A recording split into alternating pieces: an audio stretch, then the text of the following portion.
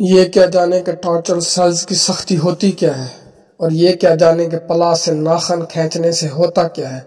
یہ چلتی ڈرل دیکھ کر بے ہوش ہو جانے والے اس کا کیا مقابلہ کریں کہ جس کے دائیں ٹانگ کی ہڈی کو پہلے باریک ورمے سے آر پار سوراخ کیا گیا، پھر ورمے کے سائز بڑھتے گئے اس حد تک کہ ٹانگ خود ہی الگ ہو گئی، پر اس کے ہینڈلز کا نام اس کی زبان پہ نہ آیا۔ اس کے مشن کے بارے میں وہ ایک لفظ نہ جان سکے۔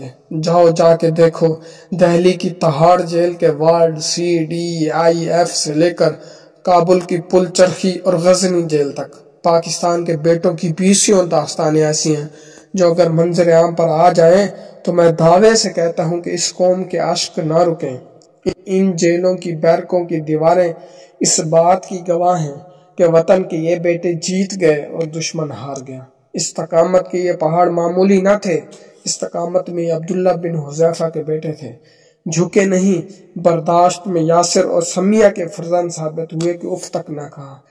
آج میں اگر کسی فیس بکیے کے 2 انگلیوں کے درمیان پینسل رکھ کر انہیں دبانا شروع کر دوں تو وہ 30 سیکنڈ میں پہلے ہی اپنے لیڈر کو اپنی زبان سے گالیاں دینے لگ جائے۔ یہ جذبوں سے محروم ہے، جوش و ہوش سے محروم ہے۔ اپنے ہی کمروں میں ڈر جانے والے کیا جانے کہ خوف ہوتا کیا ہے۔ وہ خوف جس میں جنگلی جانور یا بھوت پریت نہیں ہوتے، گولیاں، گرنیڈ، RPGs، مائنز کا خطرہ میٹر نہیں کرتا، بلکہ یہ خوف ہوتا ہے کہ کہیں زبان نہ پھسل پڑے، ایک لفظ نہ نکل جائے جو اسے مجاہد سے غدار بنا ڈالے۔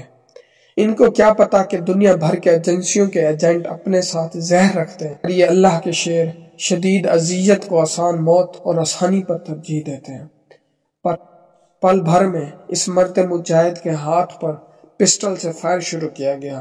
ہر سوال کے بعد اس کے ہاتھ سے کندھے تک 3-3 انچ بعد سوراخ کیے گئے، پر وہ ڈٹا رہا، آخری سانس تک بھی۔